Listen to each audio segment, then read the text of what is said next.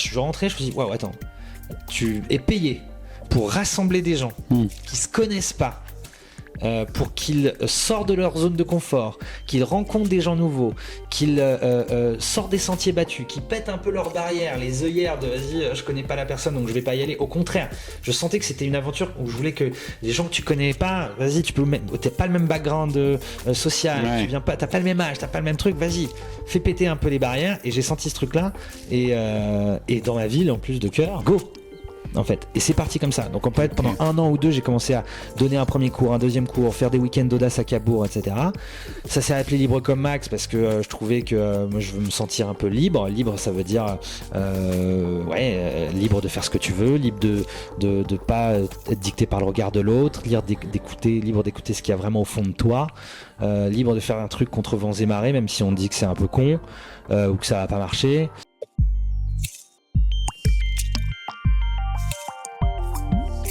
Salut Max. Salut Laurent. Comment vas-tu ? Ça va et toi ? Je suis ravi de t'accueillir. Merci. Chez nous pour ce nouvel épisode. Ouais. C'est dans la tête, on va parler de mental, on va parler de théâtre, on va parler de parcours de vie assez original, je pense. Mais je suis ravi de t'accueillir en tout cas pour ce premier épisode avec toi, puisque particularité, on va en faire 2. Oui. Est-ce que tu veux nous expliquer pourquoi et dans quel contexte? Oui, parce que tu m'as déjà, merci de me recevoir, mon cher Laurent, et tu m'as contacté parce que tu voulais notamment qu'on parle d'un projet, être focalisé sur un projet en particulier. Moi, j'ai créé un spectacle, je monte un spectacle, mais aujourd'hui, je suis au moment de l'apprentissage. Donc, ça veut dire que j'ai écrit le spectacle, que je suis en train de l'apprendre et que je vais commencer à jouer ma première date début avril. Puis après va se suivre 3 mois de rodage à Paris, 1 fois par semaine, puis après un festival d'Avignon. Et je trouvais ça intéressant de se dire, tiens, on est au balbutiement, puisqu'on n'a qu'un texte pour l'instant, de se parler là, fin janvier 2025 du spectacle, d'imaginer mentalement, se projeter les galères qu'il va avoir, les joies. Évidemment, je m'imagine avec des grands moments de joie. Et ce qui va être aussi marrant, c'est à la fin de l'année de se dire, bon, clairement le bilan, on va avoir des surprises, on va avoir des moments, en fait, on s'y attendait pas et c'était génial, des moments où c'était beaucoup plus compliqué et on s'y attendait pas non plus.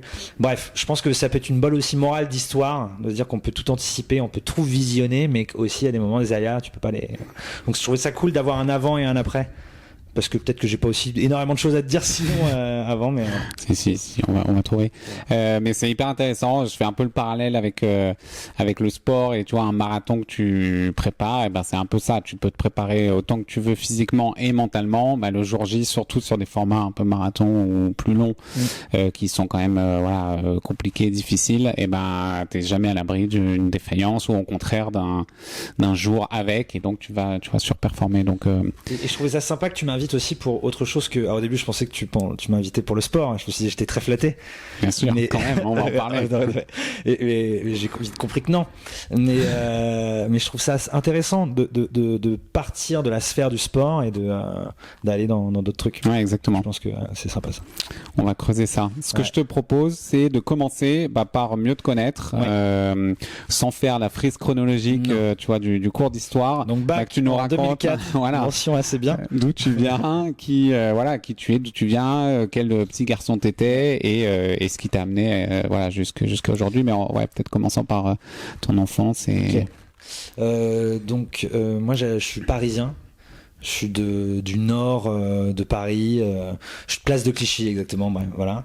Et j'ai été élevé, c'est important, très vite dans une passion qui était le foot.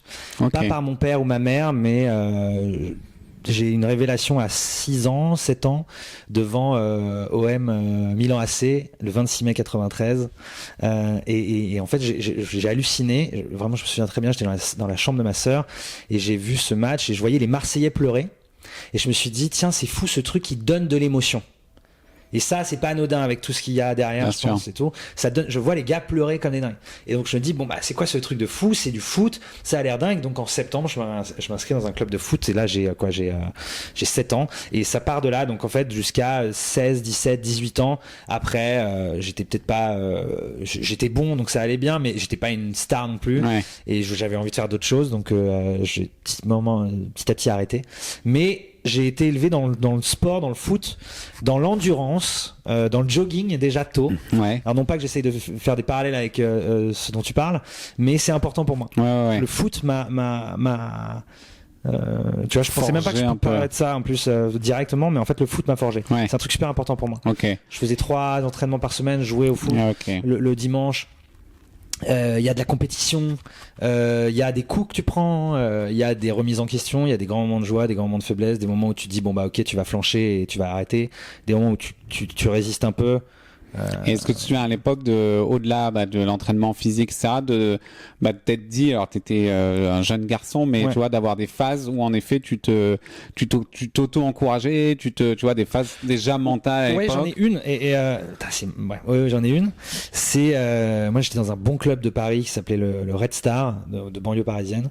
Et à un moment, j'ai 11-12 ans et là on passe en moins de 13. Donc c'est un niveau qui devient un peu plus élevé et il y a déjà des sélections en fait et moi je suis pas dans les meilleurs et on me dit fin juin écoute voilà, il va falloir que tu travailles pour te maintenir en moins de 13, il y a de la compétition, on fait des sélections, on garde les meilleurs et puis l'écrémage se faisait comme ça petit à petit et du coup j'ai été un peu vexé, je sais pas comment, mais je me suis dit bon bah ok je vais bosser pendant les vacances.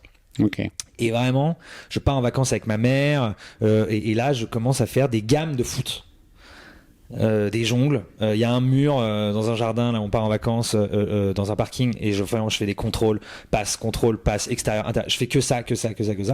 Des jogging, maintenir.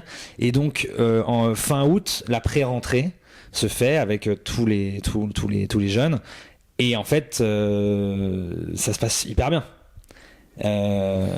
T'avais augmenté ton niveau, j'avais augmenté mon truc, j'étais je sais pas, les mecs avaient peut-être pas joué pendant 1 mois et demi, moi je faisais que ça depuis 2 mois.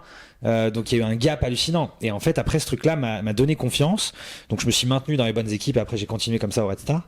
Donc en fait le taf m'a fait comprendre que tu pouvais prendre de l'avance ou récupérer ton retard. Il y a des mecs qui étaient plus doués que moi mais le travail je me souviens très bien de ce truc là, on me met sur le bas côté, on me dit écoute va falloir taffer parce que tu vas peut-être pas rester en septembre et donc voilà, donc ça c'est un petit exemple mais déjà de travail des trucs tout classiques qu'on dit, mais te dire bah oui avec le boulot avec pas de façon minutieuse quoi, je crois vraiment en ça. J'étais pas un génie du foot, mais j'étais un peu besogneux quoi. J'aime bien ce mot là. Compensé. Ok. Ouais. Et le foot, du coup, au bout d'un moment, quelque chose a pris le pas et donc arrêté, un peu les potes de mon lycée aussi. Ça sort un peu plus. J'étais pas trop mauvais en cours aussi, donc j'avais des aspérités de faire des études supérieures. Donc voilà, je pense que j'avais des centres d'intérêt qui commençaient à changer un peu vers 16 ans. Des copains et l'envie et je travaillais à l'école aussi et j'étais pas trop mauvais donc voilà, je pense que après, petit à petit j'ai lâché le niveau plus et après continuer au foot avec des copains. Top.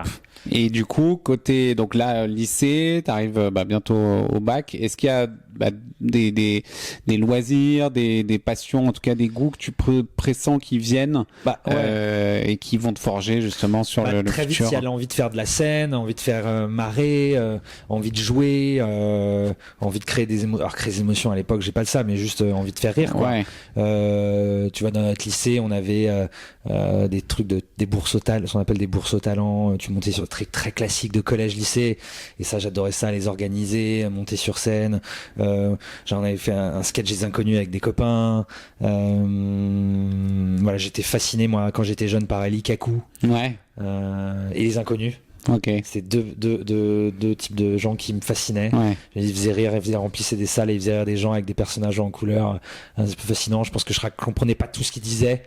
Mais tu trouvais ça génial. Je trouvais ça fabuleux. Donc, et moi, le théâtre, ça me plaisait bien. Alors, je savais pas ce que ça voulait dire, le théâtre, qu'est-ce que c'est, mais je viens pas d'un milieu ultra littéraire. Mes parents ont pas fait de théâtre plus que ça.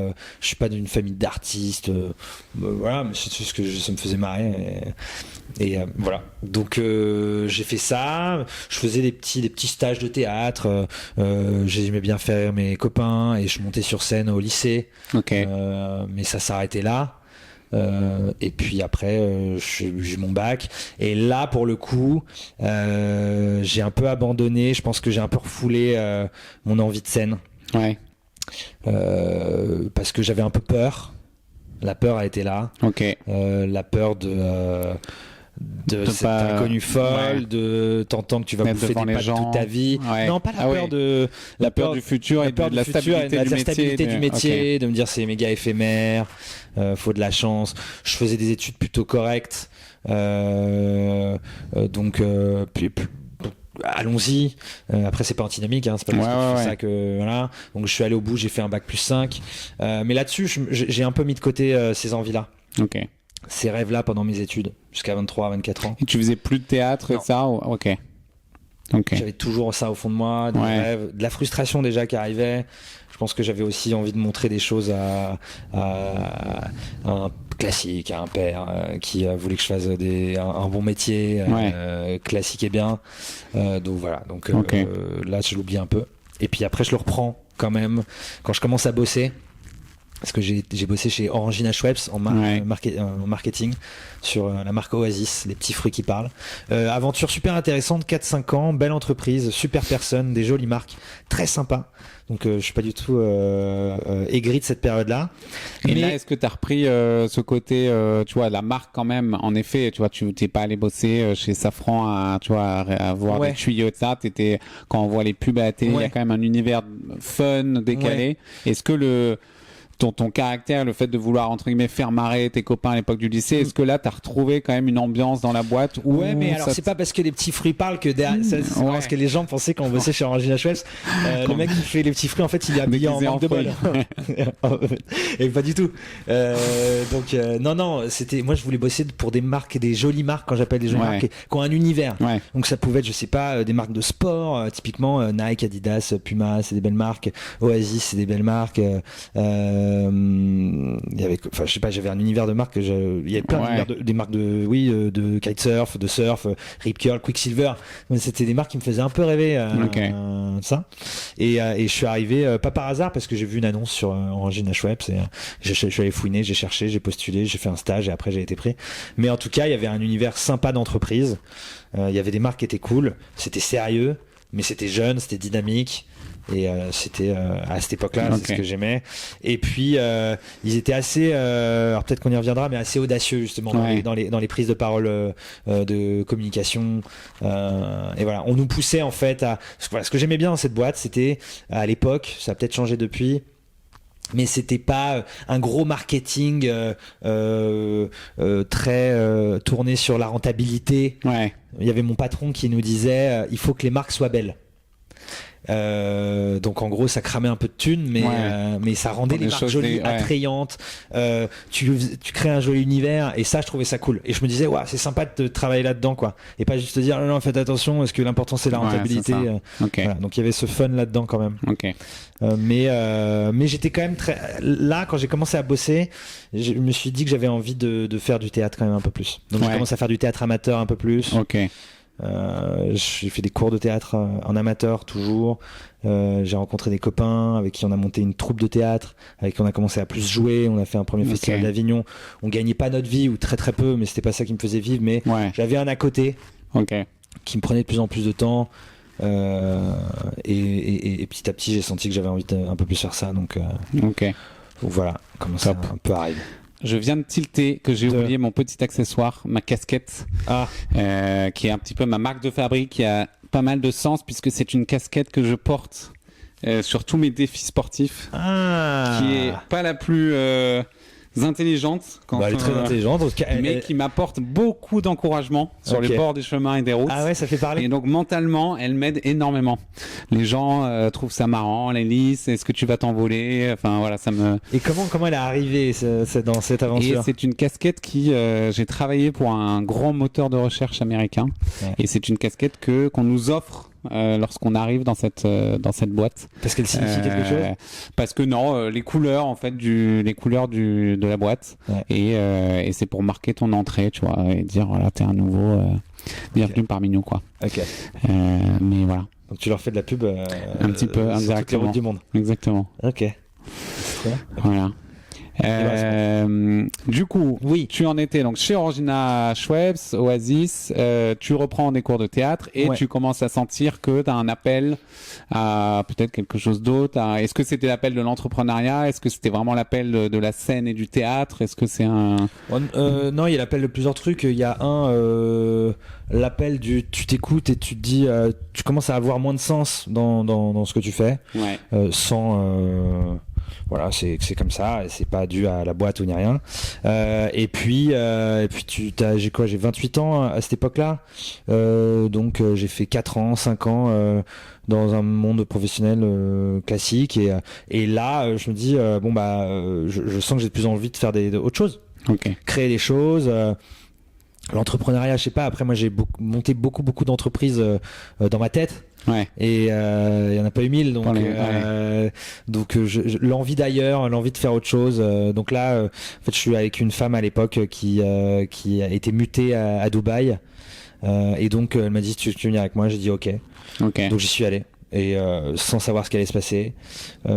T'as lâché ton job? Ouais, j'ai lâché mon job. J'ai eu un peu la sécurité qui était de partir avec elle. Donc c'était logé par son entreprise. On était logé par son entreprise. J'avais pas beaucoup d'argent de côté, mais voilà, je suis parti comme ça. Pas une fuite, mais voilà. On tape un peu dans la fourmilière. On va voir ce qui va se passer. Okay. Là-dessus, je suis resté 1 an là-bas. Qu'est-ce que je suis allé foutre là-bas à Dubaï? Je sais pas trop. Après, ça peut plaire à des gens. Moi, c'était pas forcément ma grande came, mais en tout cas, j'étais avec elle. On a décidé de se séparer. Et puis là, moi, quand je suis rentré à Paris, je me suis dit bon, là, je vais pas revenir dans mon train-train quotidien. C'est là où ça change un peu. Et là, je me dis, ok, on va aller essayer de faire d'autres choses. Ok.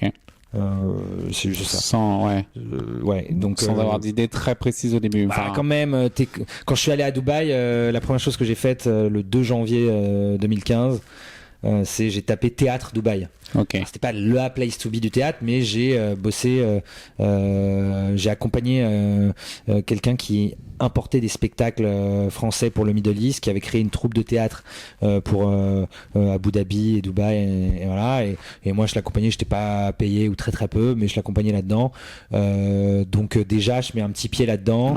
Et quand je rentre à Paris, je me dis je retourne pas en marketing classique, et là je vais taper à la boîte de prod, les boîtes de prod qui produisent des spectacles, souvent d'humoristes, voilà. Donc je me dis j'ai mes compétences de marketing, je vais les mettre dans le business, mais cette fois-ci du spectacle. Je vais pas moi tout de suite devenir comédien, et finalement après plusieurs contacts de personnes, il y a le patron de Montreux Comédie Festival qui me reçoit. Il me dit qu'est-ce que j'ai pas de boulot pour toi, je te propose des choses en marketing. Il me dit ok, bon écoute, on va tester ensemble 1 an, et en fait ça, j'ai une expérience d'1 an dans la production de théâtre. Top. Mais il me reconduit pas. Ok. Donc pas parce que je rapporte pas assez d'argent. Donc là 2017, je suis dans un peu un trou. Bon, là je sais pas trop ce que je vais faire. Là je vis chez ma sœur.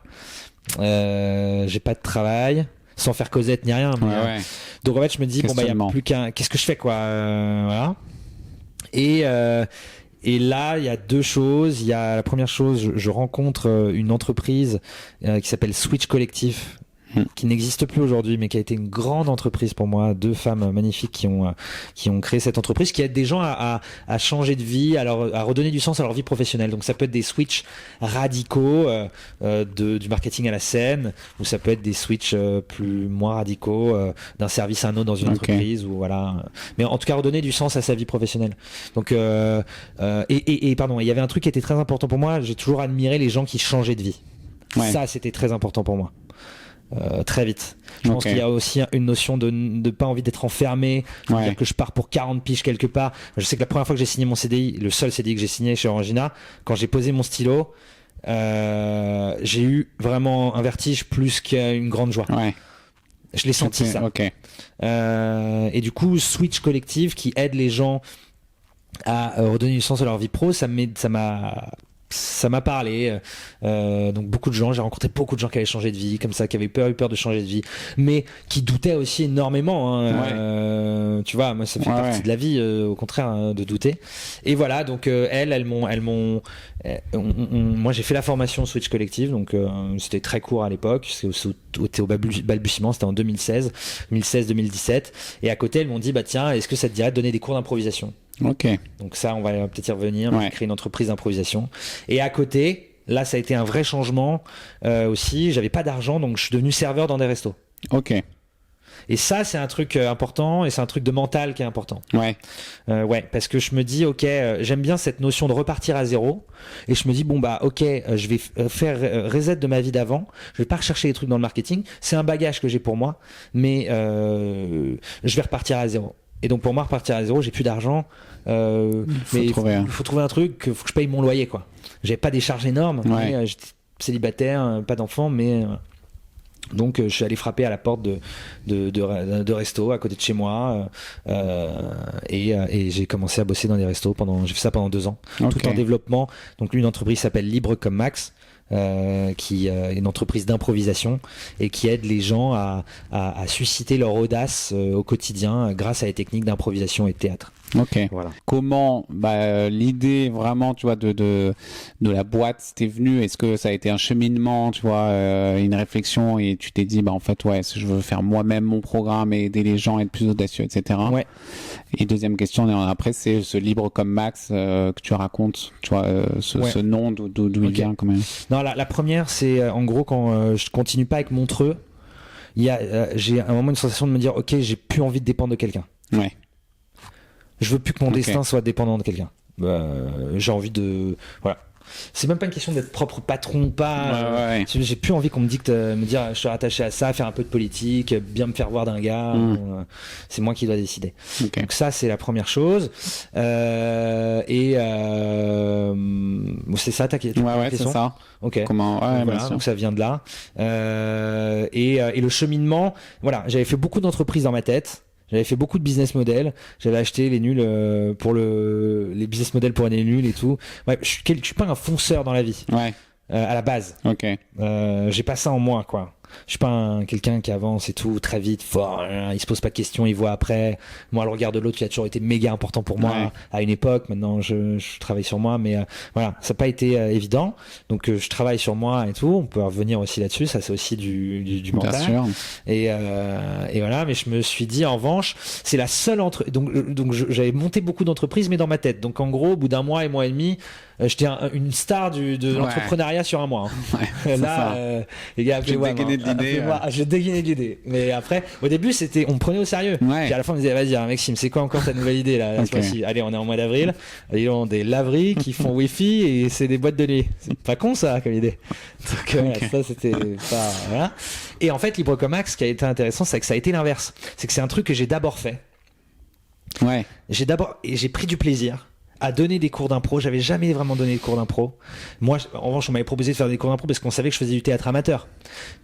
Chez Switch Collective, je parlais beaucoup de mes envies de faire du théâtre, mes envies de faire de la scène, mais moi-même étant comédien amateur, mais d'en faire plus. Pourquoi j'aimais ça? C'était toute la démarche de la formation, c'était de comprendre qu'est-ce que t'aimes, et tu partais de ton envie.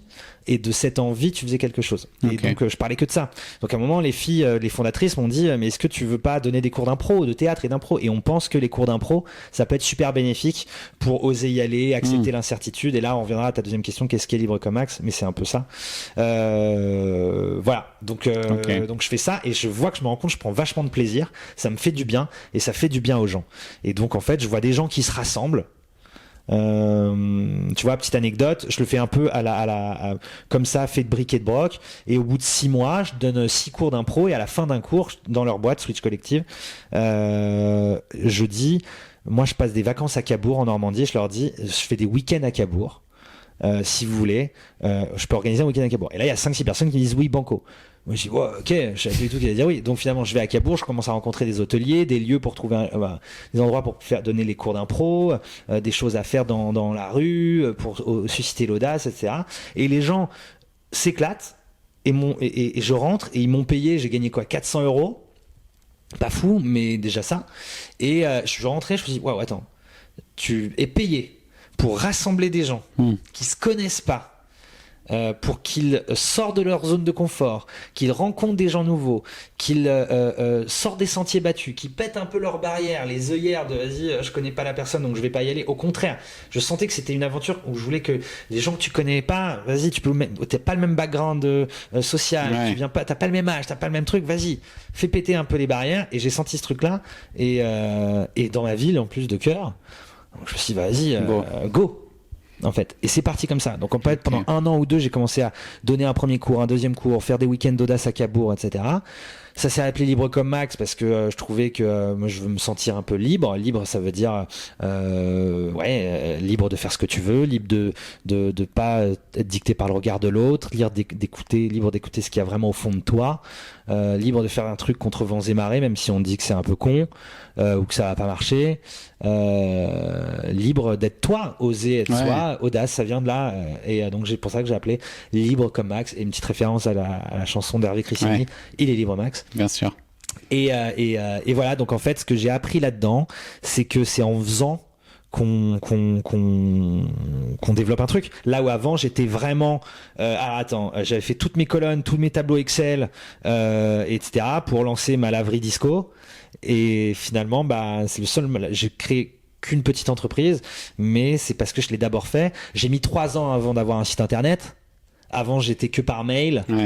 Puis moi, je suis pas un énorme geek, donc voilà. Et c'était que du mail, que du mailing, que du machin, que de l'intuitu personae, que de la vente de moi-même. Alors voilà, je fais ça. Mais en revanche, c'était toi, quoi. Ça fait Libre comme Max. J'ai mis Max aussi. Alors évidemment, pas un monstre de mégalomanie que je suis, mais c'est surtout parce que c'était ce que je transpirais, bien ce que sûr. j'avais envie de dire aux gens. Et allez, essayons d'être soi. Et moi, j'avais tellement eu, alors sans rentrer de la psycho de bas étage, mais j'avais tellement eu mal un peu de pas faire ce que je voulais vraiment, de pas vraiment être moi, de faire des trucs parce que mes potes faisaient ça, parce que mon père voulait un peu que je fasse ça, et de pas oser me dire vas-y, écoute ton intuition, trace ton chemin de ta pensée singulière, qui est un peu la définition de l'audace.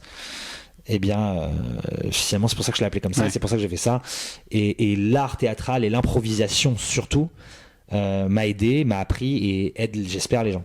Ok. Voilà. Et est-ce que quand tu t'es lancé au début, on parle souvent du syndrome de l'imposteur, est-ce que tu t'es senti vite, tu vois, à ta place en donnant tes premiers cours, en lançant ce premier week-end à Cabourg? Est-ce que c'est venu vraiment naturellement, ou est-ce qu'au début, mentalement, faut se faire violence, tu te dis, les mecs me font confiance? En fait, c'est perpétuellement. Et mentalement, ça, c'est un truc.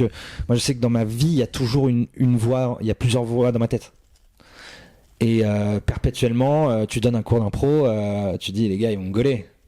Tout le temps. Je vais me faire gauler, l'imposture. Est-ce qu'ils aiment bien?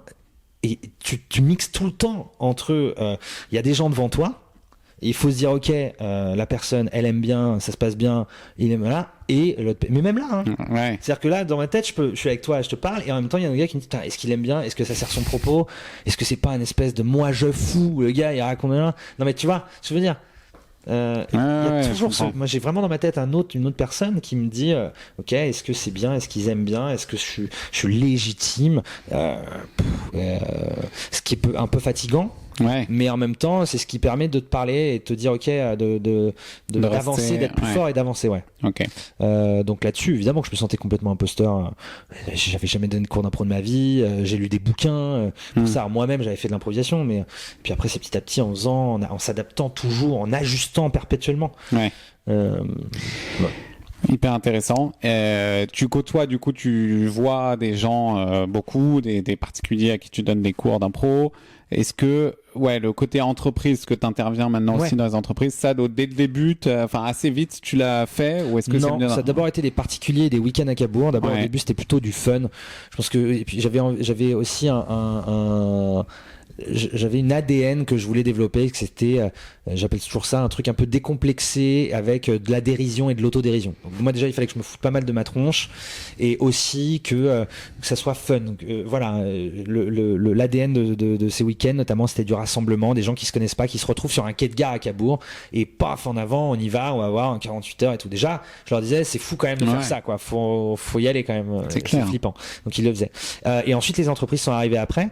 D'abord, je fais maintenant 2 types d'ateliers, des ateliers d'improvisation. Donc là, je demande pas, attention, aux gars de faire le chat ou le dromadaire face à N+4, mais c'est voir un peu son collaborateur autrement, sortir des sentiers battus, faire un peu tomber les masques, partager un moment un peu plus, sortir un peu la tête de l'eau, partager quelque chose de différent, bien, et puis ça travaille l'écoute, l'observation et tout, l'écoute, l'attention à l'autre, la confiance en l'autre, et puis j'ai développé un spectacle en entreprise autour de l'audace, où je raconte là justement mes déboires sur le fait que j'ai manqué d'audace. Je voulais pas un truc, c'est très important, pas un truc descendant, moi je suis audacieux, là j'étais au contraire, moi je me sens pas du tout audacieux, j'ai juste peur, et ça on va y revenir, dans la peur que j'ai en moi, mais c'était d'oser sauter dans le vide et de raconter beaucoup d'anecdotes où cette peur m'a fait un peu flancher, et où passer des moments ou des anecdotes un peu rigolotes parce que j'ai manqué d'audace.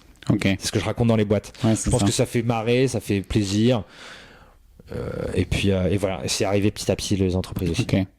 Voilà. Et est-ce que, hyper intéressant, est-ce que tu vois du coup une évolution avec l'expérience maintenant que tu commences à avoir, encore une fois aussi bien côté cours d'impro que dans les entreprises, est-ce que justement aujourd'hui tu continues à travailler ton mental, cette peur que tu peux avoir, que tu peux ressentir? Est-ce que, je sais pas, avant chaque intervention dans une entreprise, tu ressens qu'il faut que tu bosses un peu mentalement pour te préparer, ou est-ce que maintenant, tu vois, il y a une certaine habitude et donc ça roule et donc le trac, tu vois, tu l'as plus Il y a un truc mental qui est fondamental pour moi, c'est moi j'ai une petite boule dans le ventre perpétuelle, une sorte de truc dans le plexus quand je rencontre quelqu'un de nouveau.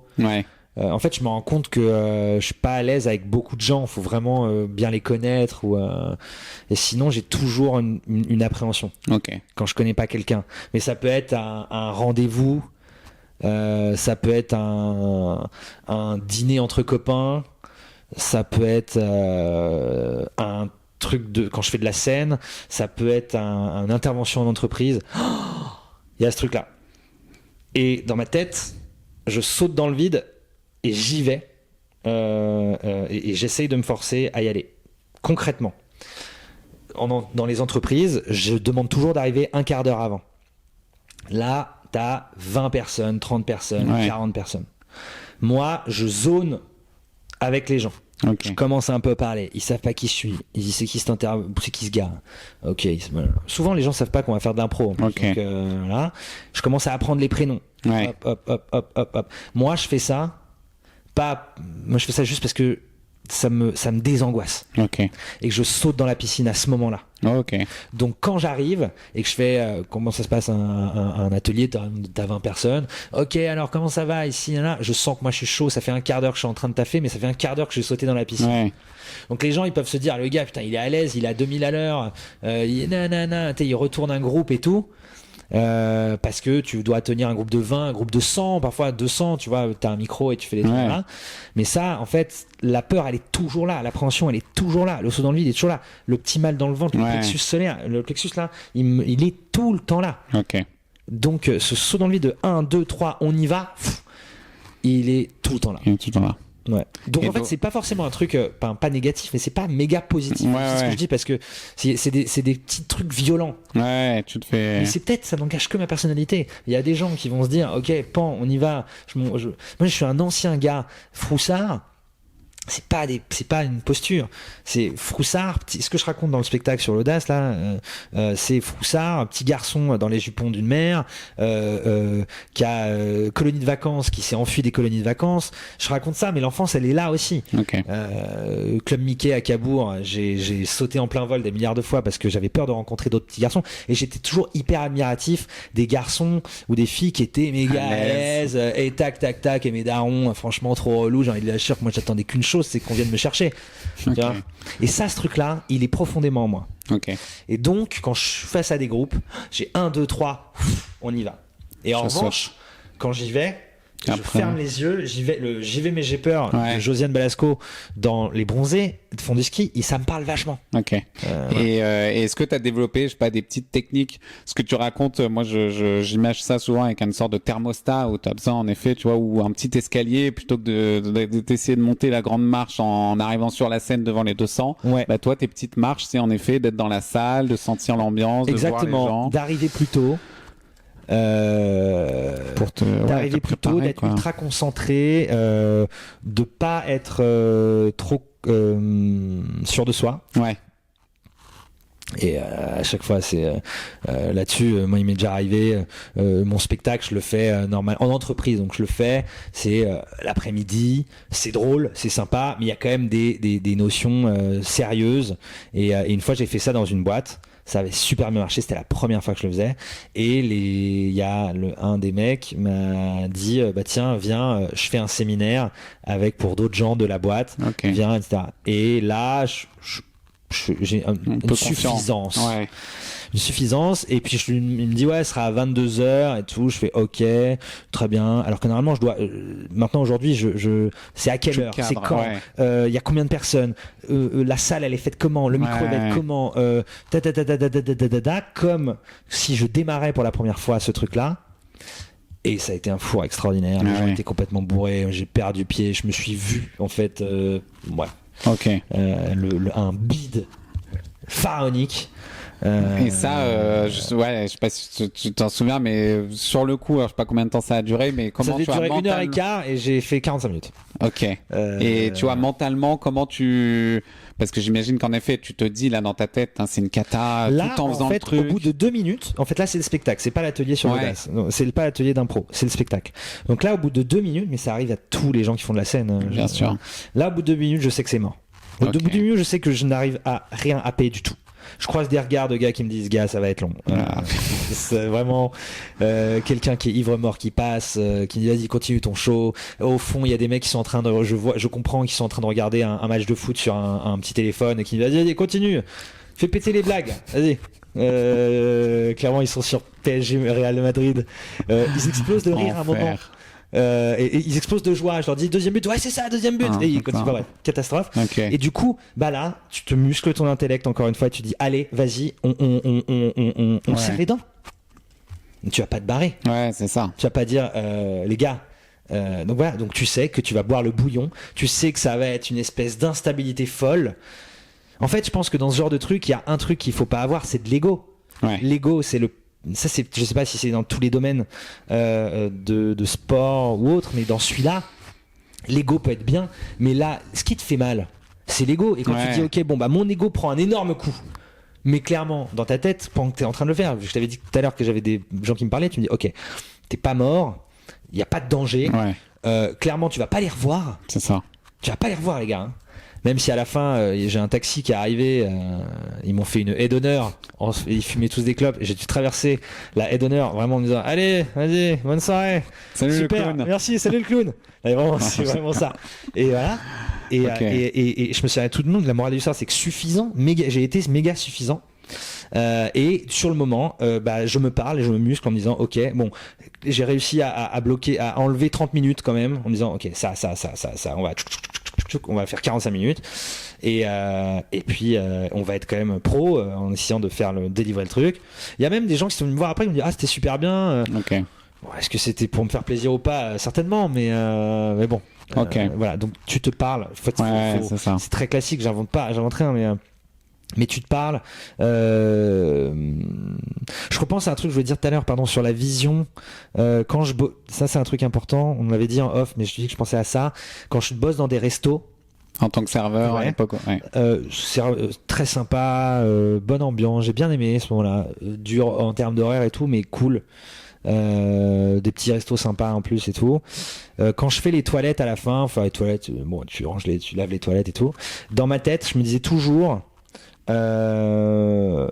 Tu sais pourquoi t'es là, tu sais que là t'as besoin de thunes, mais tu sais que c'est qu'un step, c'est une étape. Et je le faisais ça, cette petite voix, je me le disais tout le temps dans les toilettes. Ok. c'est con, mais là je disais ok ça ce n'est qu'un pas, ça ce n'est qu'un pas, ça ce n'est qu'un pas. Et en gros mon plan c'était de me dire, quand j'étais dans les toilettes je me faisais mon plan, je me disais ok quand t'auras un peu plus d'argent tu vas réduire un peu l'entreprise, la restauration pour pouvoir développer un peu Libre comme Max. Je faisais ça en même temps. Et puis après, tu prendras les cours de théâtre professionnels. Et puis après, voilà. Et en fait, mon plan, ma vision, c'était tout de suite me dire, je sais pourquoi je suis là. C'est ça. mon but c'est pas de rester 15 ans dans la restauration parce que c'est pas ce que je veux faire. Mais aujourd'hui, c'est là où je suis. C'est un passage. C'est un passage et j'ai besoin de me refaire financièrement et j'ai besoin de repartir, d'avoir un socle et je repars à zéro. Ok. Donc, et ça, en fait, quand je nettoyais, je me disais, c'est ça ton plan. Et c'était important et ça t'aide quand même. aussi à tenir et à te projeter et à, voilà. Après, savoir pourquoi tu le fais. Après, il n'y a pas de trucs graves. Enfin, tu vois, c'est pas des métiers durs, des métiers pires. Bien sûr que ça. Mais ça me permettait de savoir pourquoi je fais ça. Ça, c'est hyper important pour moi. Ça donne un sens aussi. Ça donne un sens. C'est-à-dire que j'avais une vision très court terme qui était de me dire, ok, bah demain je reviens et je fais ça.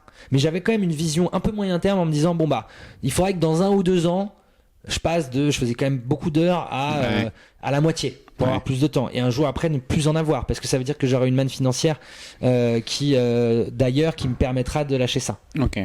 Tu vois, j'avais quand même ce plan qui se dessinait.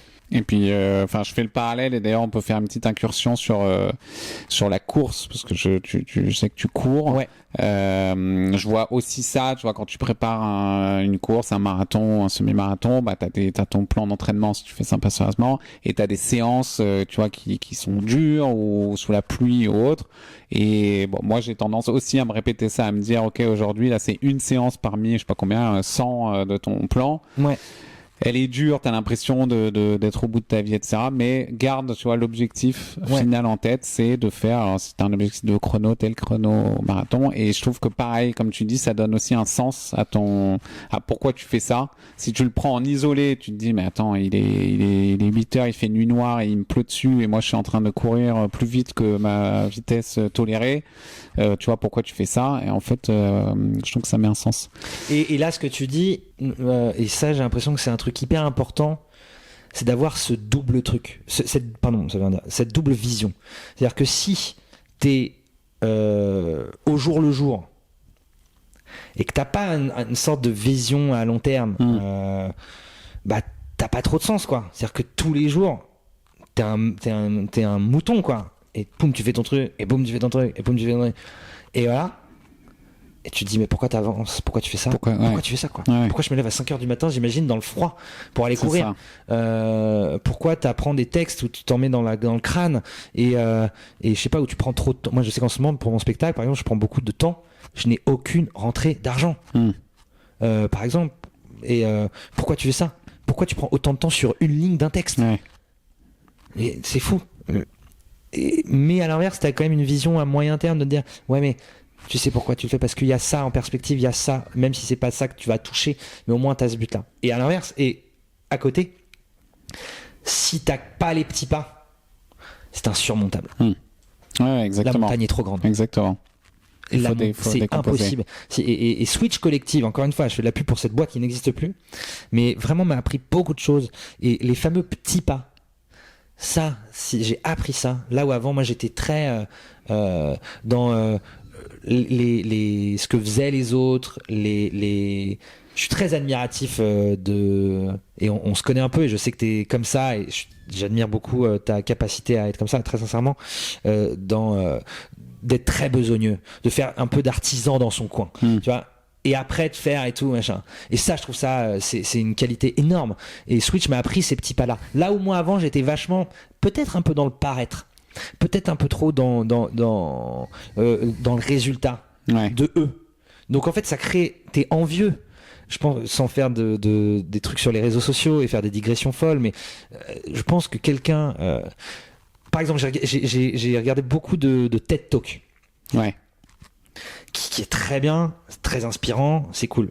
Mais moi, à la fin, à une époque de ma vie où je me cherchais un peu, je suis rentré de Dubaï et que je ferme mon ordi et que je suis entre un saut de chips et 14 cendriers de mégots, c'est à l'époque je fumais beaucoup, et que tu vois des gars qui disent alors machin, mais non, mais vous comprenez, parce qu'en fait il faut faire ça, machin, et que toi t'es là, et tu dis, bon, il y a un tel delta entre eux et toi à ce moment-là, mais sauf que eux ils ont galéré aussi. J'aimerais bien les voir un moment où tu vois ces trucs-là. Donc faut faire attention. Et moi j'étais vachement dans où les résultats des autres, ce que font les autres, ce que postent les autres. Maintenant, et moi aussi d'ailleurs. Alors que maintenant aujourd'hui je me dis bon. Bah aujourd'hui, là, Maxime, on est le 23 janvier, bref, et je galère pour apprendre mon texte. Je suis venu en train. Et me suis fait une phrase, bonhomme, très chiant. Ouais, bien sûr. Mais ça me fait chier. C'est un relou, c'est embêtant, mais je sais qu'à terme, ça va être bénéfique. Ouais, c'est ça. Je suis obligé de passer par ces petits pas-là. Ok. Voilà. Est-ce que tu fais du sport et si oui, lesquels et qu'est-ce que ça t'apporte est-ce que tu complètes, tu vois, plus de foot, ouais. donc du tout, mais maintenant je fais du jogging. Ouais. Alors jogging, pas comme toi, mais je fais 2-3 fois par semaine des sorties. Je fais, on va dire, 30 km, entre 30 et 40 km par semaine. C'est bien. C'est quand même pas mal. Voilà. Et est-ce que c'est une habitude, est-ce que c'est, tu vois, un entretien, ou est-ce que ça t'apporte, tu vois, une oxygénation du cerveau, tu vois, est-ce que tu bosses tout le temps? Ouais, pendant que tu cours. Ouais. En fait, maintenant, je sens même des moments où je broie du noir parce que je cours pas, mais ça, je pense que ça doit, toute personne qui fait du sport doit te dire ça. Au bout de 3-4 jours. Ok. T'es moins bien. Je sens que je suis moins bien, je suis empâté dans mon truc, intellectuellement, je suis pas fou. Déjà, quand tu reviens tout s'entremêle, mais quand tu reviens d'un jogging, t'as des idées plus claires. Enfin, déjà, il y a aucun mec qui est revenu qui me dit franchement, c'est horrible, quoi. Ouais, je suis trop mal, c'est clair. 90%, 95% des gens se disent, ouais, je me sens bien. Bien sûr. Donc déjà, tu te sens bien. Oui, tu bosses. Quand je dis tu bosses, t'as des trucs qui s'orchestrent dans ta tête. J'ai beaucoup d'idées alors moi quand j'écris, donc maintenant j'essaye d'écrire pas mal. Écrire, ça veut dire quoi? Ça veut dire que je note des trucs sur mon on est très en retard ou ça? Non, on est bien. Je note des trucs sur mon téléphone. Donc, dès que j'ai une idée, je note des trucs sur mon téléphone, des notes. Ok. Je note des trucs et après je les range plus tard dans des groupes d'idées. Ok. Mais avant, j'avais une flemme intellectuelle qui était de me dire, ouais, ça c'est une idée de merde, donc je la note pas. Mais maintenant, je me dis, ok, c'est une idée, je la note. Mais c'est violent, je me dis, tu faut pas se juger. Je me dis, ok, l'histoire d'un castor et de ta mère. Ouais, bon, vas-y, note-le quand même. Ok, ouais. On verra. En l'occurrence, c'est vraiment parti à la poubelle, ce truc, mais voilà. Mais donc tu le notes. Et quand tu cours, j'ai beaucoup de trucs qui arrivent. Courir et faire du vélo dans Paris. Ok. Voilà. Donc, je le fais parce que c'est devenu une habitude. Je le fais parce que j'aime bien courir dans Paris. J'ai la chance pour ça. Et parce que j'ai ma pensée qui devient plus claire. C'est ça. Top. Je te propose qu'on passe à une seconde partie, on va dire, et parler plus précisément de ce projet que tu es en train de préparer et qui permettra en effet, comme on l'a dit en intro, de faire un peu l'avant-après en quelque sorte.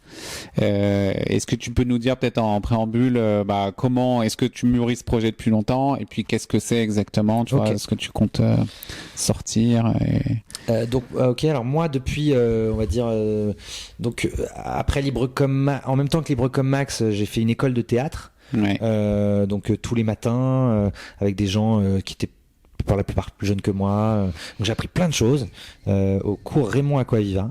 Et donc j'ai commencé à jouer dans des pièces plus ou moins classiques. Et à côté, j'avais toujours des rêves quand même de faire de la scène tout seul. D'essayer d'être drôle ou pas d'ailleurs, c'est pas que l'obligation d'être drôle, mais j'ai compris que petit à petit mon projet, mes envies dans la vie, c'était de raconter des choses qui pouvaient toucher, faire rire ou émouvoir ou tout en même temps. Je crois que c'est ça que j'ai envie de faire.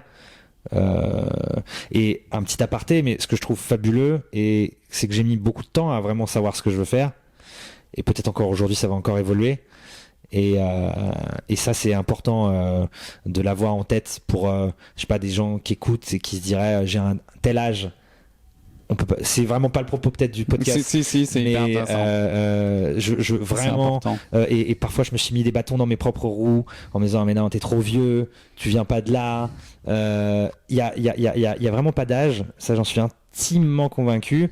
Et en fait c'est en petit à petit, t'es pas le même, tu grandis, donc à 18 ans si on sait pas ce qu'on veut faire, et ben c'est pas grave, c'est tellement dur. Bien sûr. Et puis à 25 ans tu vas évoluer, et quand tu vas évoluer à 35-40 t'es encore un autre gars, une autre femme, donc tu t'évolues encore, ça c'est très important quoi. Donc c'est un peu écouter son intuition et de dire que voilà, donc moi je sais qu'à 20 ans j'avais des rêves de scène, j'étais trop heureux pour le faire. j'étais pas assez moi, je savais pas qui j'étais, je savais pas qui j'étais. Je faisais trop des choses pour les autres et voilà. Mais j'avais toujours une envie en moi de raconter des choses et puis petit à petit, donc j'ai fait cette école de théâtre, j'ai joué dans des pièces, j'ai réalisé un court-métrage aussi qui raconte des histoires de moi, des propos qui me touchent et donc petit à petit le projet s'affine. De se dire ok, t'as des choses en toi, peu importe le média, mais t'as envie de les raconter et potentiellement ça peut toucher des gens. Ou pas, et si ça touche personne, ça touche personne, les faire rire, les émouvoir ou autre.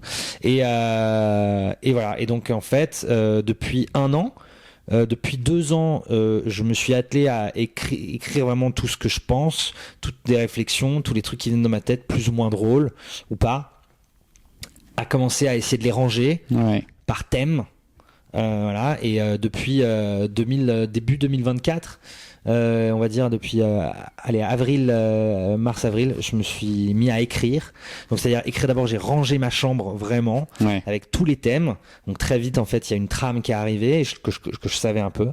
Et puis là, j'ai écrit une première fois. Après, j'ai fait lire, réécrit, j'ai réécrit à nouveau. Là, j'apprends.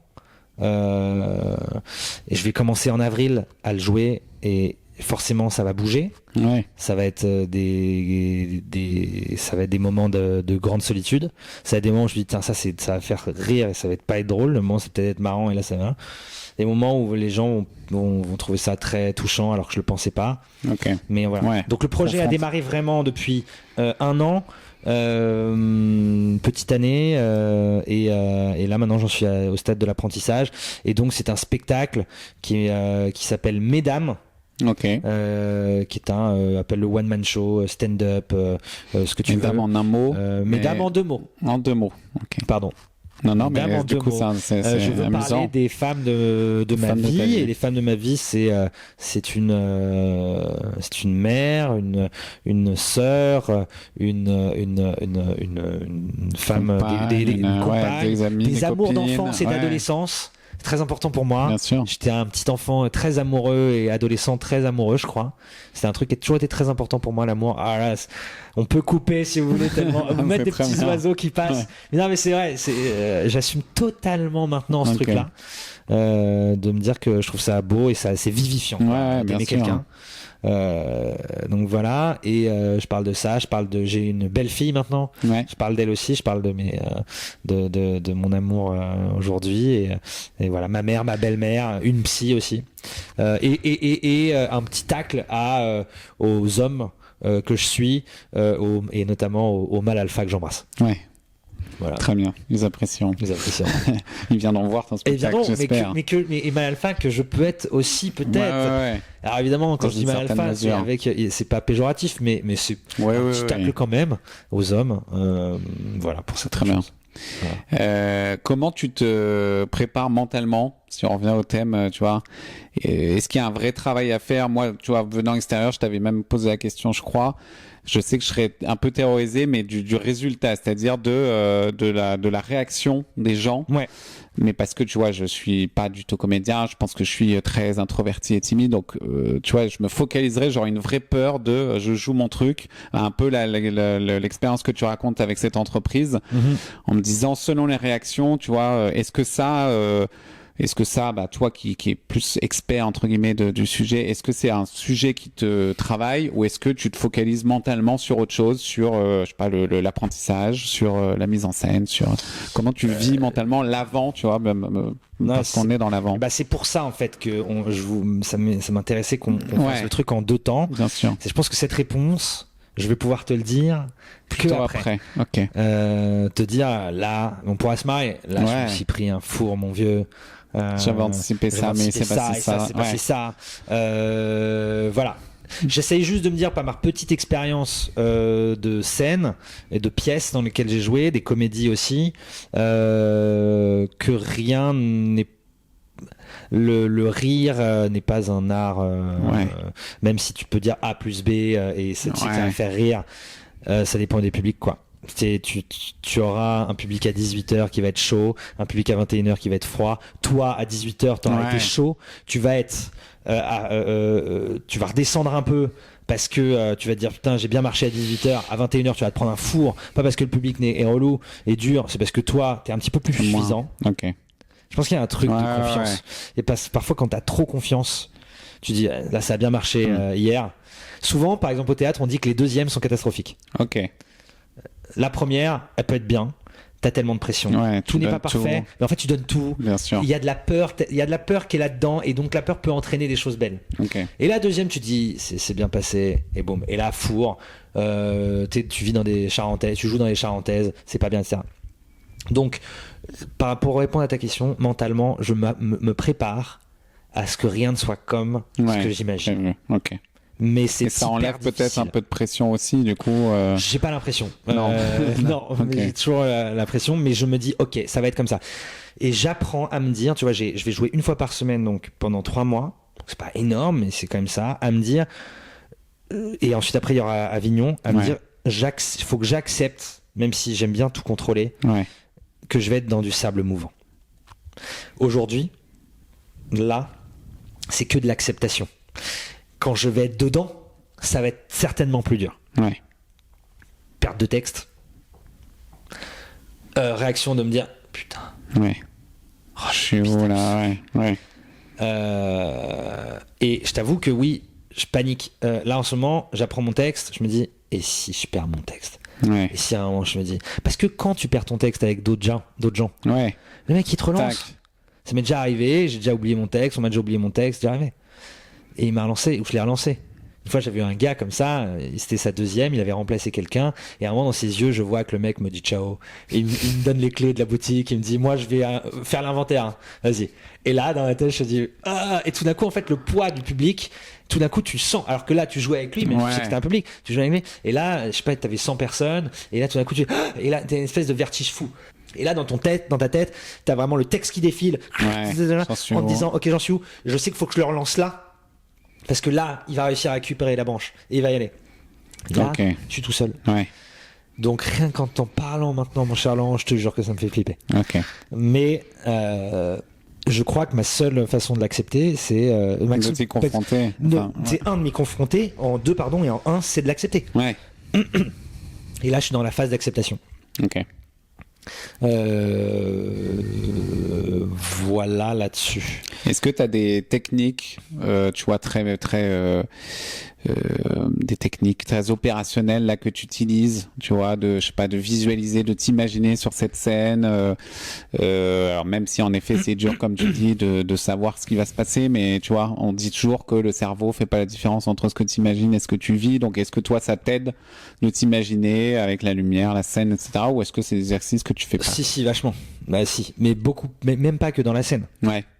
Par exemple, Avignon pour moi c'est un truc important. Parce que le festival d'Avignon, donc pour savoir, c'est ceux qui ne savent peut-être pas ce que c'est, tu joues tous les jours et ton spectacle, mais il y a en fait tout à côté. Sauf quand t'as des grosses prods à côté de toi et là bon bah tu joues et tu vas dans ta piscine. Mais sinon quelqu'un comme moi, nouveau dans ce milieu du seul en scène et tout, je vais aller tracter 4 heures par jour, 5 heures par jour, des gens, etc. Donc moi je me visualise vachement là-dedans. Dans cette fournaise, dans cette chaleur, dans être tout seul, dans mon petit quotidien d'aller courir 2 fois tous les 2-3 jours, dans mon petit truc. Moi je suis très méthodique. C'est-à-dire qu'il faut que j'ai ma petite routine. Et là pendant 1 mois, je vais mettre ma valise dans une ville et je vais faire ma petite routine. Ma famille va venir, ça va être chouette, mais sinon c'est, je dis n'importe quoi, 10h midi, tractage, 2 heures, comment ça va ici, comment ça va, je vous parlais de mesdames, hop, petite charriade sur le monsieur, hop, 16h, 18h, pareil, et en fait, je me lance déjà, vu que c'est une ville que je connais, vu que je connais l'univers parce que j'ai déjà fait le festival d'Avignon, je me projette un peu dans ce truc. Je me projette aussi dans, mais là c'est pas de la visualisation physique, alors je t'avoue que je me suis déjà fait les saluts à la fin.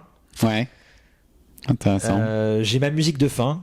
J'ai ma musique de truc de fin. Je vois la dernière scène, je vois le noir et boum. Visualisation aussi dans les scènes que tu joues. bah, quand tu le montes, c'est-à-dire qu'en gros t'écris un texte, mais j'ai imaginé aussi une mise en scène qui est pas, y a pas 19 000 personnes avec une scéno folle, mais il y a quand même des moments où on met un noir ici, on met une lumière là, on passe de l'un à l'autre là. Il faut bien visualiser ce truc-là. Quand je l'écris, en fait, je le vois. Donc ça, c'est peut-être pas une visualisation comme toi tu l'imagines parce que c'est une visualisation plus de coaching, mais moi c'est une visualisation où dans ma tête j'écris en voyant l'image. Donc ça se rejoint. Tu projettes ce que tu. T'es là, t'écris le truc, tu dis ok. Et il y a un truc vraiment dans l'écriture de rythmique. Donc tu dis ce mot-là il va bien, ce mot-là il va truc, tu te le refais. Hop, ok. Ça c'est tu t'écoutes. Mais après, quand tu te veux te voir, quand il y a un truc qui est beaucoup plus scénographique avec de la musique par exemple. Donc là j'ai une scène où j'ai écrit une scène où je mets du Vivaldi. Et c'est un coach sportif qui dit un truc à des gens sur du Vivaldi, très rapide et tout. Et cet été, je suis parti à l'étranger pour écrire un peu, et j'ai mis cette scène pendant 2-3 jours. J'ai écrit ce truc-là, et je me suis mis le truc dans les oreilles. Et en fait, j'écris en me voyant. Ouais, bien sûr. Et après, les mots arrivent avec de la musique plus en me voyant. Okay. Donc là, les visualisations sur de l'écriture, pour de la mise en, quand j'appelle ça au théâtre, de la mettre en 3 dimensions. Ouais. T'as vraiment pour moi la 2D. La 2D c'est l'écriture. T'es sur ta feuille et après, comment tu le mets en 3 dimensions? Par le geste, par le mime, par le déplacement, par l'incarnation, etc. Okay. Visualisation de la fin. Je salue au moment des saluts. Ok. Je te jure, parfois je suis même ému quand je le fais, alors que je suis tout seul dans ma chambre. Ouais, mais donc, ça veut dire que tu te projettes vachement bien. Si t'as l'émotion qui vient, c'est que. Exactement. Visualisation après plus dans comment je vais vivre Avignon. Ouais. Visualisation aussi quand je rentre chez moi dans j'ai envie de tout arrêter. Ok. Parce que je sais que ça va arriver. Et je sais que ça arrivera. Et je sais que ça arrivera. Et je sais que ça arrivera. Et visualisation aussi de me dire, là c'est plus un objectif dans ma tête, de me dire ok, je ferai un point début août. Quand je sais que je vais un peu prendre du temps pour moi, pour être en famille et pour me dire ok, ça fait 4 mois que tu le joues, t'as joué à Paris, t'as fait un premier festival d'Avignon, t'étais tout seul avec, etc. Avec ton petit bâton de pèlerin, t'es allé vendre ton truc, t'as joué, t'es au début de ton projet. Où est-ce que l'on en est? Ouais, ok. Comment on va faire pour la rentrée? Où est-ce qu'on va rejouer? Bon, ça normalement je devrais déjà le savoir. Et le point plus ensemble où, là on se dit ok, ce qu'on a appris, là où on a galéré, là on s'y attendait pas, etc. Donc finalement peut-être que la visualisation, oui je le sens. Ouais. C'est ce qui me fait tenir. Là en ce moment je suis dans l'apprentissage de mon texte, mais ou dans de la réécriture, mais c'est ce qui me fait tenir pour me dire ok, je passe de ce moment terriblement chiant à me prendre la tête sur une ligne. Mais je me dis, la projection, mais le jeu, il en vaut tellement la chandelle. Et il y a un autre truc, c'est que, et ça c'est important, tu ne fais pas ça. Quand je dis ça, c'est pas moi, mon spectacle, c'est n'importe quel type d'entreprise familiale, et on peut parler d'amour après, si tu veux, si tu ne l'as pas profondément en toi.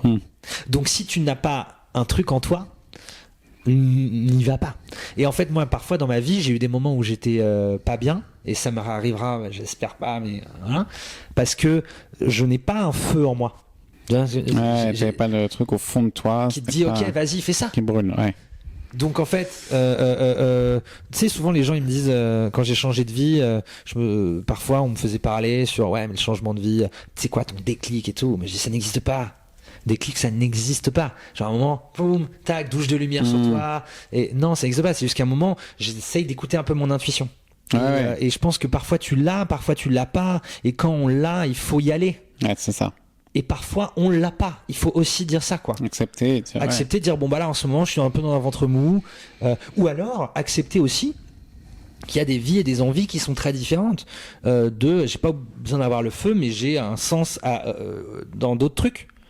Moi, je sais que il y a des trucs qui m'animent. Je sais qu'avant de ne plus être sur cette petite terre, j'ai envie il y a des histoires. Il faut que je raconte ces histoires-là. Parce que j'ai trop envie de le dire. C'est trop en moi. Et ça n'intéresse personne, je m'en fous. Ouais. T'as besoin de sortir. Mais des trucs qui sont si engageants, si relous à faire, de rester autant de temps sur une ligne, de dire, attends, est-ce que c'est la bonne phrase? Est-ce que c'est vraiment ce que je veux dire? Est-ce que je me trahis pas? Et de pas avoir la flemme De se dire, ouais, non, en fait, ça passe. C'est C'est pas bon. exactement ça, mais ça passe. Non. Parce qu'au fond de toi, il y a un gars qui dit, t'es pas honnête avec toi-même. Tu sais que ça, c'est pas exactement ce que tu veux dire. Donc, d'avoir ce truc de dire, Grosse discipline. Ouais. ah, mais c'est un truc de ouf. Oui, mais ça, tu l'as uniquement parce que tu l'as en toi. J'étais chez Original Schweppes. À un moment, c'est là où je me suis dit que j'allais arrêter et qu'il fallait que je trouve une porte de sortie. Ça a été de partir à l'étranger. C'est que je rendais mes slides en sachant pertinemment qu'elles étaient pas ouf. Ok. Mais au fond de moi, j'ai un Ouais. gars qui me dit, je sais que tu bâcles. Et tu bâcles parce que c'est pas en toi. Ouais. Ok. Tu vois, je pense. Mais voilà. Tu parlais d'amour Ouais. et tu m'avais rapidement parlé d'une anecdote qui est intéressante parce que ça rejoint le mental et ça se passe, beaucoup de choses se passent dans la tête. Ouais. Est-ce que tu peux nous repartager, toi, ton expérience? Alors, ça peut être une expérience très générale ou ce que tu m'as raconté cette anecdote plus précise, mais comment tu vis, tu vois, un sentiment comme l'amour et toi, est-ce que tu es convaincu que ça se passe dans la tête et tu vois, est-ce que c'est un mix physique et mental? Comment tu vois les Ok. choses? Ouais. Ouais. Alors, donc moi, je suis tombé très très amoureux de quelqu'un qui était avec quelqu'un. Ok. Voilà. Et moi, j'étais célibataire. Je l'ai pas fait exprès. Si je peux essayer de rencontrer quelqu'un qui est pas avec Ouais. quelqu'un, c'est mieux. Et là où il y a vraiment une association entre mental et cœur, au début, c'est ton cœur qui parle. Tu te prends une marée humaine. Si un jour tu crées un podcast de love, Tu pourras témoigner. on pourra témoigner. Une marée, c'est inouï, c'est fou. C'est m'est déjà arrivé. Et je parle d'ailleurs dans le spectacle de l'amour d'enfance, qui est un amour pur, un amour fou, un amour où t'as des pics de jalousie inouïs, t'as des moments de joie ultime, tu peux tout faire pour la personne. C'est exactement pareil. Donc je rapproche ça à l'amour d'enfance. Et t'as ça. Mais à un moment, t'as une raison qui arrive, qui te dit la personne est seule. Et avec quelqu'un, pardon. Et pendant des mois, en fait, c'est une personne que je voyais parce que je donnais des cours d'impro, de théâtre, d'improvisation, et elle était dans mon cours. Et moi, j'étais prof. Un peu cliché, mais voilà, c'est comme ça. Et moi, pendant plusieurs mois, je rentre tous les mercredis soirs sur mon petit vélo en me disant, c'est pas possible. Il faut que je l'oublie. Ouais. Je peux pas. Elle est avec quelqu'un. Et puis, ça a l'air d'aller. Et puis, tu vois. Et puis, j'ai pas envie de créer des troubles aussi. Pendant des mois. Pendant 7 mois. 7-8 mois. Et donc là, c'est ma tête qui parle. Ouais. Mais en même temps, il y a mon Mais cœur. ton cœur qui répond. Non, parce qu'en à fait, tes j'essaie de millions. rencontrer d'autres femmes. J'essaie quand même, j'ai envie de tomber amoureux. Enfin, j'ai envie de rencontrer Ouais. quelqu'un, d'être avec quelqu'un. Mais ça ne marche pas du tout. Ça ne marche pas parce que mon cœur est pris à 400% par quelqu'un. Et puis à un moment, je lui dis, et en fait, il s'avère qu'ensuite après, on a... oui, voilà. Et au moment où je lui dis, et qu'à un moment, elle, évidemment, elle est déboussolée, mais elle tombe pas dans mes bras. Elle tombe pas dans mes bras. Loin de là. Et il y a un moment où dans ma tête, je décide de me dire, j'y vais. Et avec tout ce que ça implique. Ouais. Mais c'est-à-dire que là, je suis prêt, dans ma tête, c'est ma tête qui me dit, ok, je suis prêt à brûler. Je suis prêt à un oiseau qui va se prendre une vitre. Je suis prêt à me dire, ok, en fait, c'est trop dans mes veines, et je suis prêt à souffrir. Mais c'est ma tête qui me le dit. Ouais. T'es drivé par le cœur à fond. Ouais. Mais là où avant, il y avait ta tête qui disait non, peu barrière. arrête, barrière et c'est fini. Là, à un moment, il y a ta tête qui dit ok, on va y aller. On sait que tu vas souffrir et je peux te dire que j'ai souffert. Mais parce qu'on a eu une histoire, etc. Et qu'après la porte s'est refermée. Voilà. Mais c'était le jeu. C'était le jeu et je me souviens très bien de ce moment où je veux dire ok, je suis prêt à prendre une vitre, c'est-à-dire si ça se passe mal, je vais avoir mal, mais j'y vais vraiment quoi. Et donc là en fait à ce moment-là quand ton cerveau décide ça, après je l'enlève et après c'est le cœur. Donc là c'est que le cœur qui drive parce que ton cerveau a dit ok vas-y lâche les chevaux. Évidemment tout ce que je te raconte c'est a posteriori, sur le moment je le rationalise pas comme ça. Et est-ce que tu penses là, a posteriori du coup, que le cœur est plus fort que le mental? Bah oui. Bah heureusement. Enfin, il n'y a pas de question, il n'y a pas de... Tu fais tout, enfin... C'est tout, ouais, c'est inouï. Ouais, tout, enfin, tout. Dans la course, dans l'amour, enfin, dans la famille. Maintenant, il y a une famille qui se met en place. Et ça aussi. Ouais, bien sûr. La difficulté, je pense, pour parler de la difficulté d'avoir un enfant, de créer une famille, du quotidien. Mais si t'as pas l'âme et le cœur et là-dedans, mais tu baisses les bras.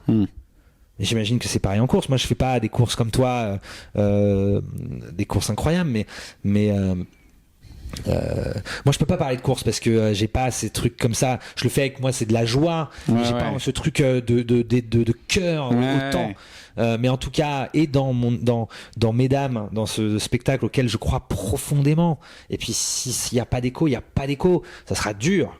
Mais je me battrai le plus longtemps possible. Et peut-être qu'à un moment, je me dirais, bon, bah, soit ça marche, c'est ouf. Et puis, ça marche pas. Et puis, ça veut dire quoi, marcher, pas marcher d'ailleurs. Mais ça, c'est encore un autre sujet. Mais le cœur est bien plus fort. Bien sûr. Donc ça c'est pour les amoureux transis. Je pense qu'il faut y croire. Je pense vraiment aussi l'amour, c'est aussi. Je sais pas pourquoi je pense à l'âge, mais l'amour n'a pas d'âge du tout non plus. Ça c'est très important que je dise ça. Moi j'ai 39 ans, mais j'ai souvent eu des déceptions amoureuses aussi. Ça a été un peu sinueux. Ouais. Puis peut-être que ça sera à nouveau sinueux. Là je suis très heureux. Je touche du bois, mais ça n'a pas toujours été le cas. Et souvent, je parlais avec des gens qui, eux, c'est bien de parler avec des gens qui ont eu des déboires aussi un peu amoureux, qui sont tombés, qui sont revenus, parce que ça te permet de te dire, bon bah, ok, à tout moment en fait, tu peux tomber amoureux, à tout moment tu peux avoir un succès amoureux, une joie amoureuse, pardon plutôt.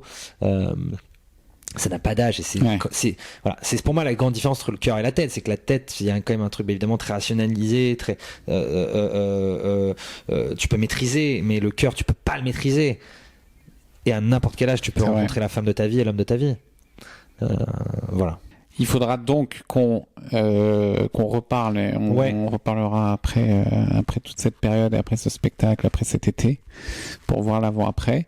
Est-ce que tu veux, je te propose pour la dernière partie, donc il y a des petites questions un peu plus légères, etc. Est-ce qu'il y a quelque chose avant que tu veux ajouter, conclure, je sais pas, ou est-ce qu'on a fait un bon tour des sujets?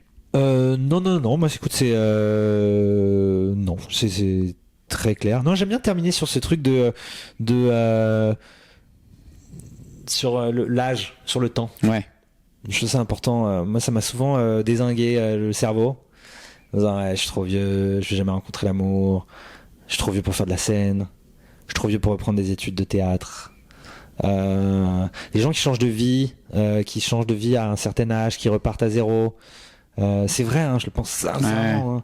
Et je trouve que ça donne vachement de. Voilà, c'est ça, peut-être. C'est-à-dire que nos pires. Alors c'est une grande phrase, mais les pires personnes pour nous, c'est nous. Donc les barrières intellectuelles qu'on se met, exactement, elles sont folles. Et je pense qu'il y a un truc par rapport au temps et à l'âge. Au temps qui passe et à l'âge. Et il faut se dire, si on est en bonne santé, si ça va, c'est des grandes phrases de début janvier, ça. Ouais. mais c'est vrai, il faut se le dire. J'ai l'impression, pour ne pas l'oublier. J'ai l'impression, voilà. Tu as raison. Peut-être ça. Super. Merci pour tous ces partages. Je t'en prie. Intéressants. Donc, pour terminer, petite question plus légère. Ouais. L'idée étant de répondre un peu comme ça devient. Rapide. Du tac au tac. Okay. Rapide, tu vois. Je peux te dire que je ne connais pas du tout ce qu'il y a à dire. Quelques mots, voilà, c'est une question plus ou moins drôle. Hein. J'ai peut-être moins de talent, mais on va voir ce que ça donne. Première question sur ton mental. Si ton mental était un super-héros, quel serait son pouvoir ou qui ce serait? Instinctivement, j'ai dit Tintin. Ouais. Je sais pas, je l'ai toujours aimé ce gars. Il a eu 1000 galères, mais il s'en sort. Il voyage, il lui arrive plein d'aventures. Il est très vivant. Voilà. C'est un bon personnage. Tintin. Ça parlera beaucoup. Ok.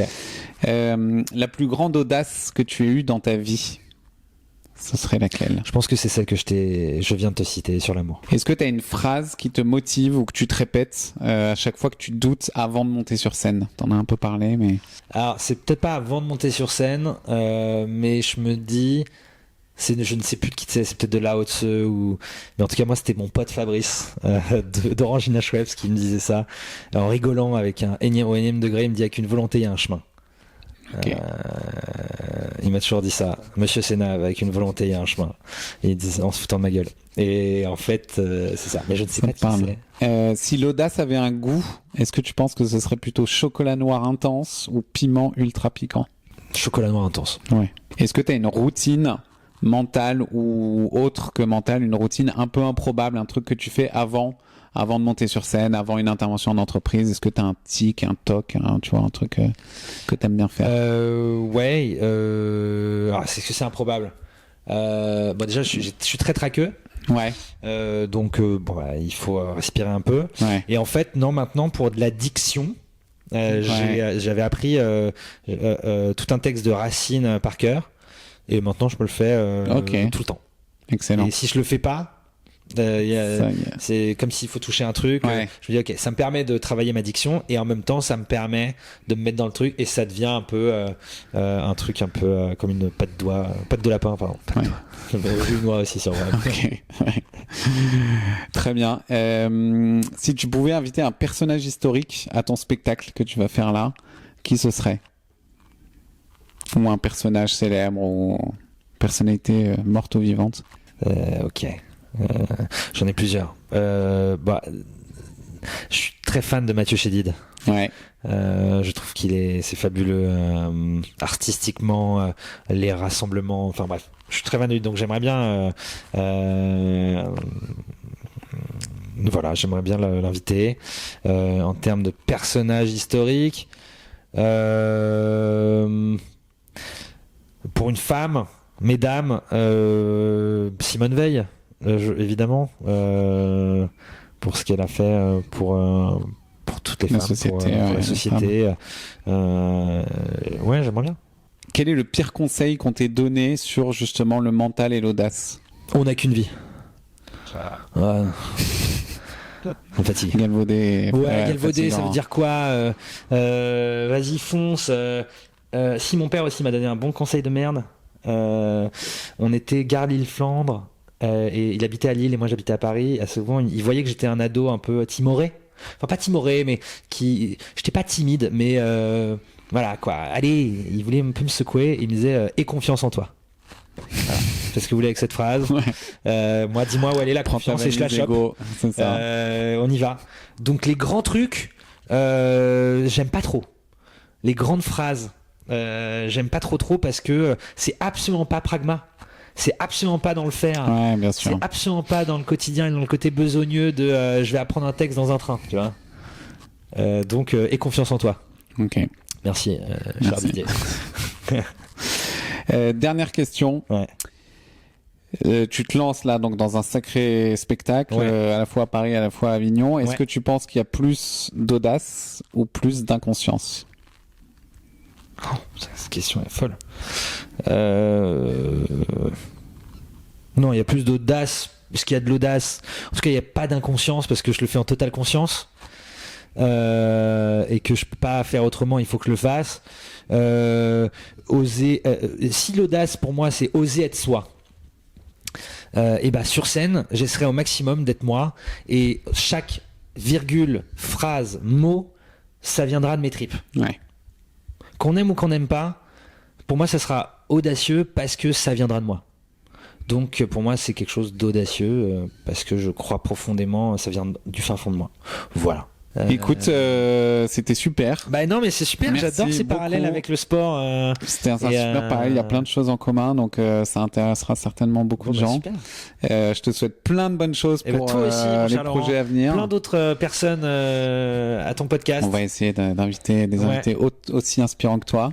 Mais, j'espère qu'il y en aura plein. On viendra te voir avec grand plaisir pour ton spectacle. On relaiera évidemment le spectacle. Tu relais, c'est sympa, mais surtout tu viens. Et je vais venir avec grand plaisir. Et on fera un petit point quand tu voudras, après l'été, fin de l'été, pour faire un avant-après. Ouais, en septembre, on se revoit. J'aurai une tête un peu moins blafarde. On sera tous un peu plus bronzés. Et on parlera aussi des échecs de ce truc. Ouais. Bien sûr, des leçons, des leçons et tout, c'est important. Là, je fais le fanfaron, mais il y a du boulot devant toi, mais c'est bien. Voilà. Et ben merci Laurent. Max, et à très bientôt. À la prochaine. Salut. Ciao. Merci d'avoir écouté ou regardé cet épisode. Vous pouvez m'aider à faire connaître ce podcast de façon très simple. Abonnez-vous à ma chaîne YouTube et activez la cloche pour ne rien rater des prochains épisodes. Ensuite, pensez à liker cette vidéo et à laisser un commentaire. Ça me fait super plaisir de vous lire et ça booste l'émission. Si vous m'écoutez sur Spotify, Deezer, Apple Podcasts ou Amazon, mettez plein d'étoiles. Plus il y a d'étoiles, plus ces belles histoires de résilience et de force mentale pourront toucher d'autres personnes. Un grand merci pour votre soutien et on se retrouve très vite pour un prochain épisode. Et n'oubliez pas, c'est dans la tête.